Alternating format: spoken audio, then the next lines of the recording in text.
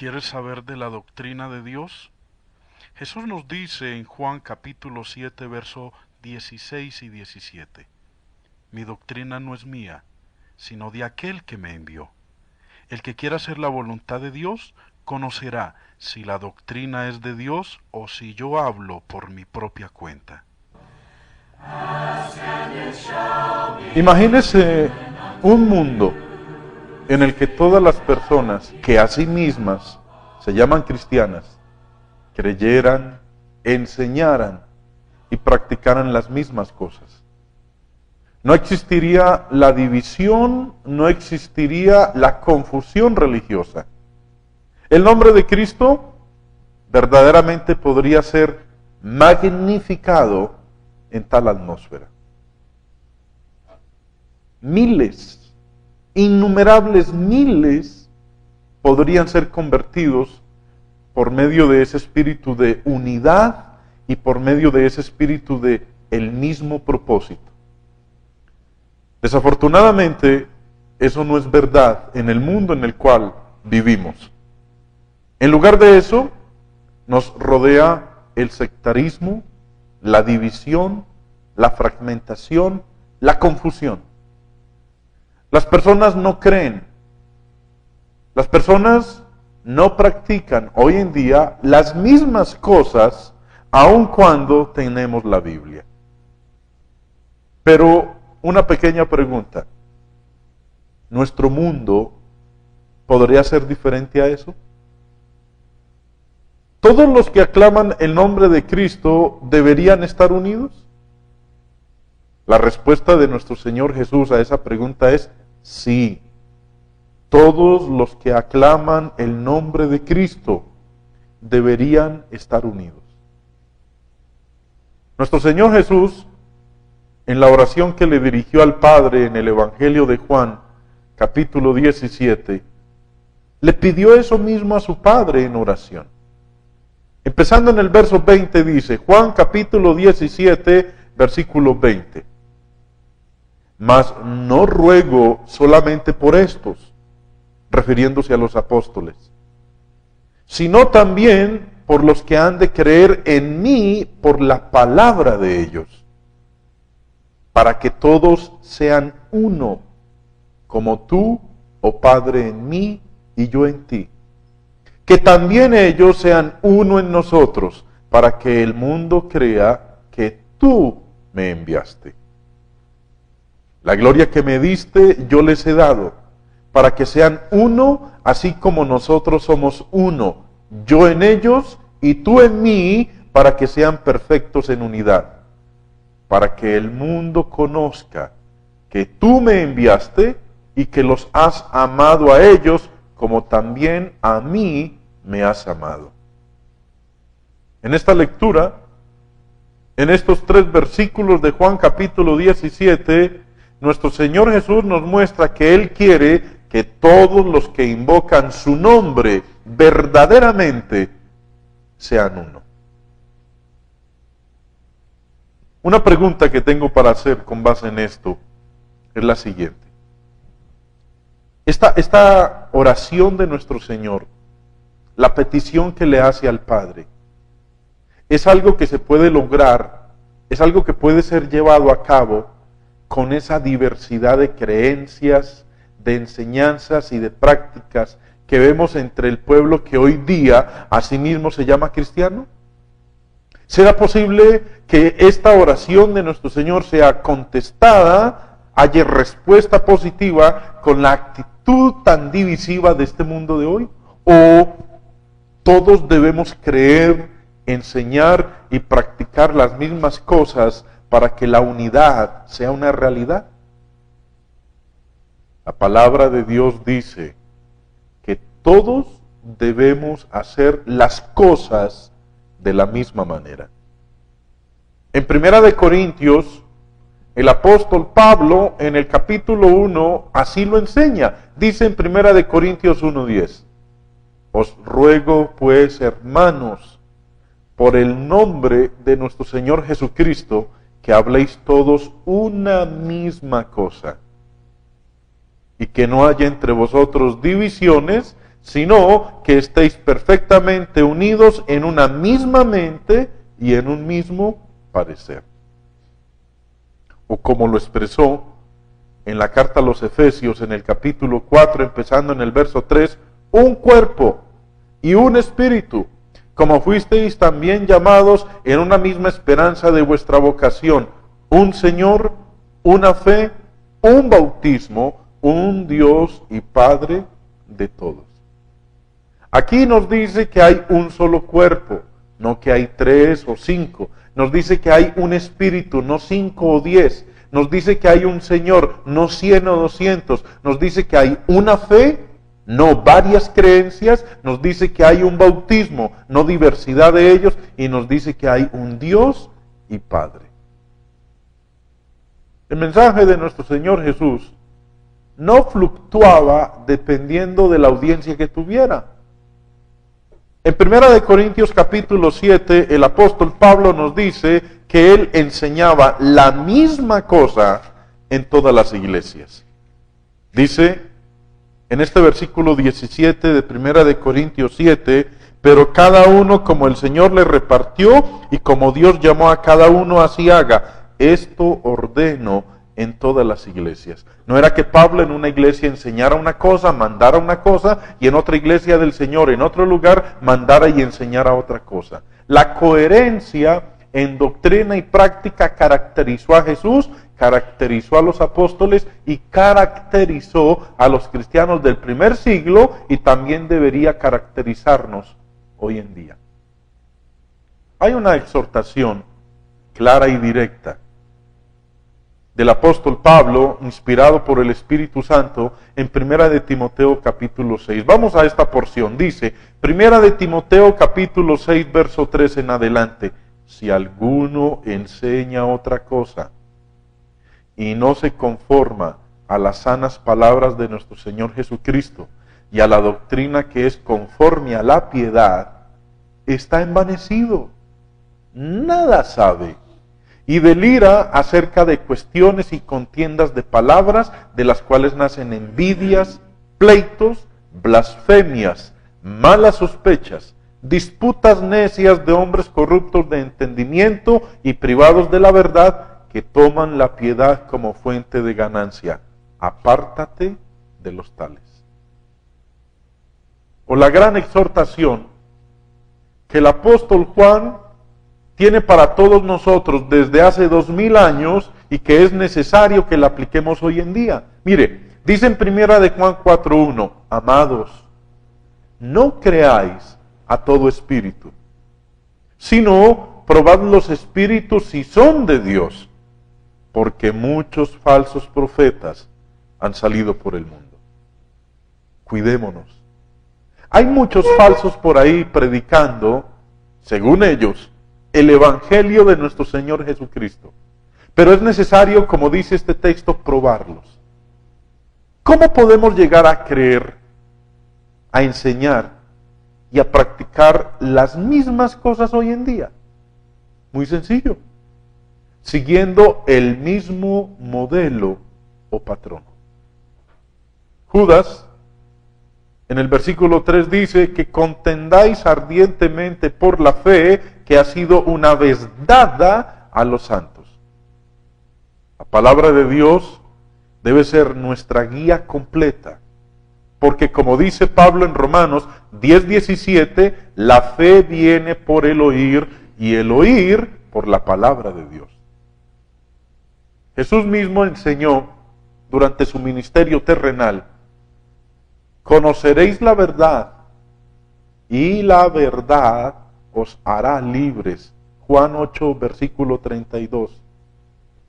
Todos, si queremos ser libres por medio de la verdad, todos deben abandonar las tradiciones, las opiniones y los mandamientos de los hombres como la norma o como patrón. Porque Jesús dijo, pues en vano me honran. Mateo 15, versículo 9, pues en vano me honran enseñando como doctrinas mandamientos de Dios. Y añade en el versículo 13, y toda planta que no plantó mi Padre Celestial será desarraigada. Amigos, con la palabra de Dios como nuestra guía completa, podemos obtener la unidad. ¿Qué mundo maravilloso sería este si todos hiciéramos las cosas a la manera de Dios?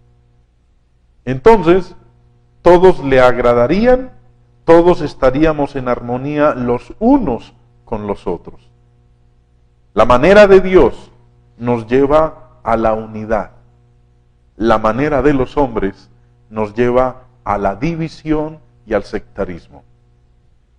Entonces, ¿cuál manera es la que usted escogerá? You are the words and the music. You are the song that I sing. You are the melody. You are the harmony. Praise to your name I will bring. You are the Lord of lords. You are the mighty God. You are the King of all kings. So now I give back to you the song that you gave to me. You are the song that I sing. En Eclesiastés capítulo 8, verso 1, dice Salomón: ¿Quién puede compararse al sabio? ¿Quién conoce el sentido de las cosas? La sabiduría ilumina la cara del hombre, hace que cambie su duro semblante. Para entender entonces sabiduría y doctrina, una pildorita de sabiduría. El buen humor es la clave para suavizar tensiones y mejorar nuestras relaciones interpersonales. La gracia y el ingenio nos acortan el camino para la reconciliación y disipan nuestras contrariedades. Si somos festivos y divertidos, nos vamos a entender mejor con los demás y de seguro vamos a cancelar la agresividad. Un señor cuenta que su esposa suele dejarle recados y detalles con esta firma: con cariño, tu esposa. Una noche, relata él, tuvimos una fuerte discusión y nos fuimos a acostar severamente enojados.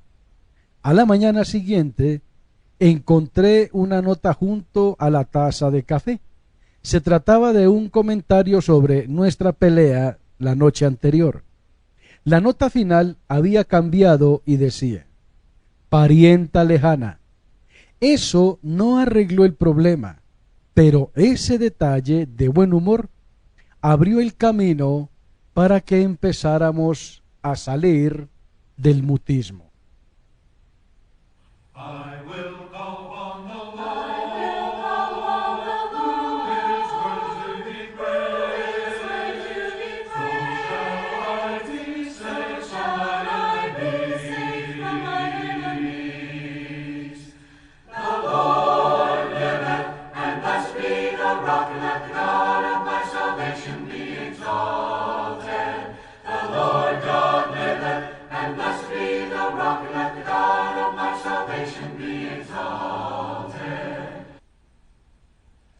Oirá el sabio y aumentará el saber, y el entendido adquirirá consejo. Dice nuestro Dios en Proverbios capítulo 1, verso 5. ¿Quisieras aumentar tu saber? Si su respuesta es afirmativa, ¿sabía usted que? La palabra velar es encontrada en las Escrituras cerca de 90 veces. Y esa palabra sugiere la idea de cautela, de tener cuidado, de ser prudentes, de prestar atención. Velar es esencial para nuestro beneficio espiritual y para nuestra salvación eterna. Ejemplos tenemos. Moisés perdió Canaán, no pudo entrar en la tierra prometida porque falló en velar. Sansón, el fracaso de Sansón en velar permitió que los filisteos lo vencieran. Salomón, por no velar, fue llevado a la idolatría a causa de su fracaso en velar. Durante su ministerio personal en la tierra, Jesús dijo a los discípulos que velaran. Los amonestó diciendo en Mateo 26:41, velad y orad, para que no entréis en tentación. El espíritu a la verdad está dispuesto, pero la carne es débil. A los discípulos se les dijo que velaran. Pedro advirtió a los discípulos diciendo en 1 de Pedro 5:8, sed sobrios y velad, porque vuestro adversario el diablo, como león rugiente, anda alrededor buscando a quien devorar. Y finalmente, para que sepamos, Jesús dijo, y lo que a vosotros digo, a todos lo digo, velad. Marcos capítulo 13, versículo 37.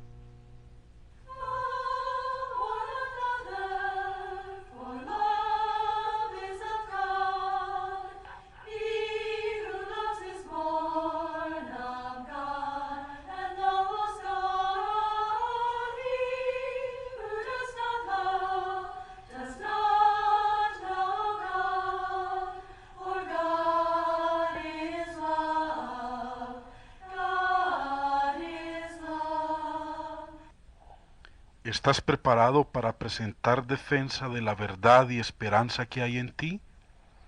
Dios nos aconseja a estar siempre preparados para presentar defensa con mansedumbre y reverencia ante todo el que os demande razón de la esperanza que hay en vosotros. Primera de Pedro capítulo 3 verso 15. ¿Tienes preguntas? ¿Tienes inquietudes? ¿No entiendes lo que lees en la Biblia? Llámanos o escríbenos y con mucho gusto le daremos una respuesta bíblica a sus interrogantes. A continuación, el hermano Jaime responde. Hermano Jaime, en base a lo que usted ahorita plantea sobre si hay una o varias doctrinas, usted dijo que en el primer siglo el Señor Jesucristo, los apóstoles y los cristianos del primer siglo tuvieron coherencia en lo que enseñaron, en la misma doctrina, no se apartaron de ella. ¿A qué se debe entonces que se haya desaparecido eso? Se debe sencillamente al hecho de que los hombres no están satisfechos con la palabra de Dios. Hoy en día tenemos la costumbre de, si vamos a un restaurante de estos de autoservicio, por ejemplo ir a Punto Rojo, que ahí está la mesa con todo ese tipo de comidas, uno coge la bandeja y solamente selecciona allá lo que desea, lo que no le gusta lo deja. Lo mismo está ocurriendo con la palabra de Dios. Hoy en día cuando se predica, hay cosas que a la gente no le gusta escuchar. Por un lado porque a lo mejor no es de su agrado, o por el otro porque no están de acuerdo con lo que dice el texto, aun cuando es palabra de Dios. Entonces, eso que usted dice que no les gusta escuchar, eso es lo que dice la Biblia en Timoteo, ¿comezón de oír? Sí, por una parte comezón de oír. Por otra, es lo que dijo el Señor Jesús en el Evangelio de Juan capítulo 3. Dice, Juan capítulo 3, empezando en el versículo 19. Y esta es la condenación, que la luz vino al mundo, y los hombres amaron más las tinieblas que la luz, porque sus obras eran malas. Porque todo aquel que hace lo malo aborrece la luz y no viene a la luz para que sus obras no sean reprendidas. Mas el que practica la verdad viene a la luz para que sea manifiesto que sus obras son hechas en Dios. Y ocurre hoy en día que muchas de las obras de los llamados predicadores o mal llamados pastores no son obras hechas en Dios, aunque las llamen de Dios. Jesús mismo lo dijo, no es el que me diga Señor, Señor, el que entra al reino de los cielos, sino el que haga la voluntad de mi Padre que está en los cielos. Y algunos de hoy en día aparentemente le hacen creer a las personas que están haciendo la voluntad de Dios. Mister, ¿no se exageraría o no exageraría al pensar que cuando estas personas hacen eso, que le dan el nombre de sus doctrinas, de sus enseñanzas que son de Dios, es como cuando dice la palabra que el enemigo se viste como ángel de luz? Como ángel de luz. Ahora, la petición de nuestro Señor Jesucristo es que todos hablemos una misma cosa y que tengamos un mismo sentir. Pero mientras no decidamos retornar a la palabra de Dios, mientras no decidamos dejar a un lado nuestros pensamientos personales, los libros de los hombres, nunca será posible que todos pensemos una misma cosa, mientras no tengamos como regla de fe la verdadera palabra de Dios. Ahora otra inquietud ya para terminar. Usted dijo, como dice la Biblia, que hay que probar los espíritus. ¿Cómo se prueban? Bueno, de eso lo vamos a dejar para otro programa porque Listo. el tiempo se nos acabó. Muy bien, hermano.